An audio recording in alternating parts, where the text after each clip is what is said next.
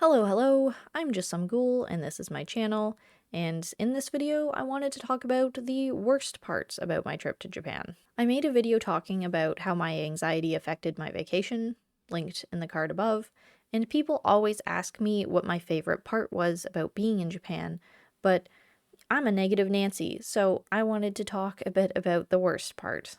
And the truth is, the worst part about my trip were the very places that I had gone there for, the tourist locations. I'm sure it will come as no surprise that my least favorite aspect of traveling was dealing with other foreigners.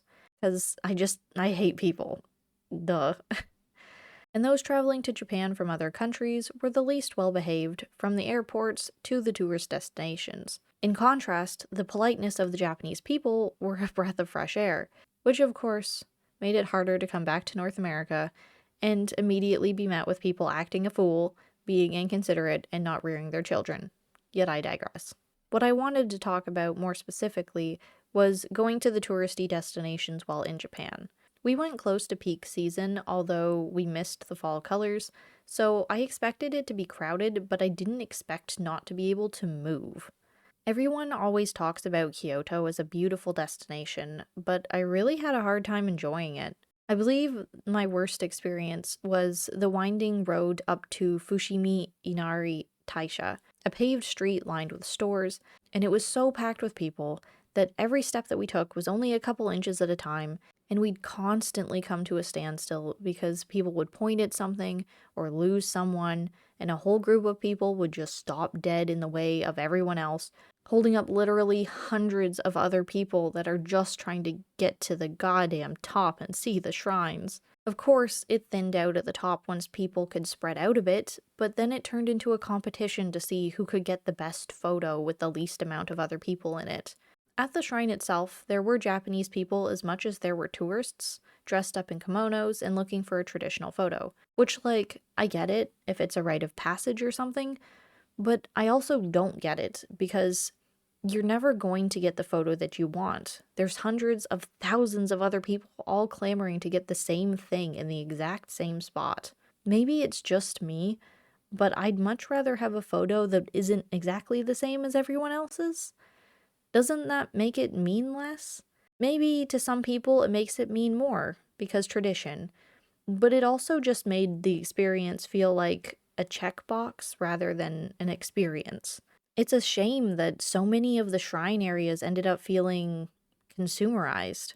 We ended up leaving Kyoto a few days earlier than we'd expected because the scenery of some of the shrines was striking, but the ability to enjoy its culture was taken away by loud, over-selfieing tourists. When we went to Mount Inari, the place that's famous for the hundreds of orange gates all the way to the top, we managed to find a back trail that snaked out into a bamboo forest rather than follow the beaten path. So that was nice. But once we got to the top, it was getting dark, so we chose to take the man-made stairways back down.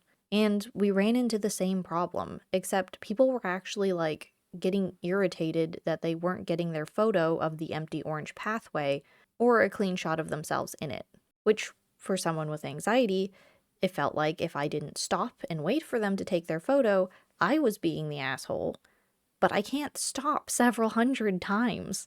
I wanted to get down the mountain and soak my feet in my hotel room. Among other foreigners, there was such a sense of entitlement, like they came all this way to experience this location, and other people were getting in the way.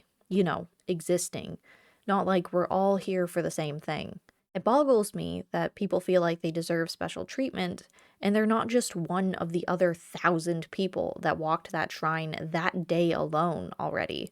Like, yeah, it sucks that it's not as quiet and scenic as you expected, but there's no one else to blame. Except in Nara. I could blame other tourists in Nara for ruining the experience because they were quite literally untraining the deer.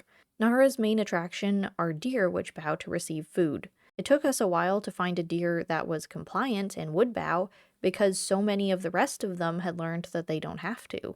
All they do is literally lay on the ground and open their mouth, and some tourist will come along and pop a biscuit into it.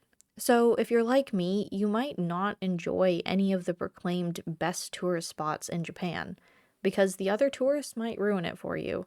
It goes from being an experience to a commodified, Yep, that was cool. Next.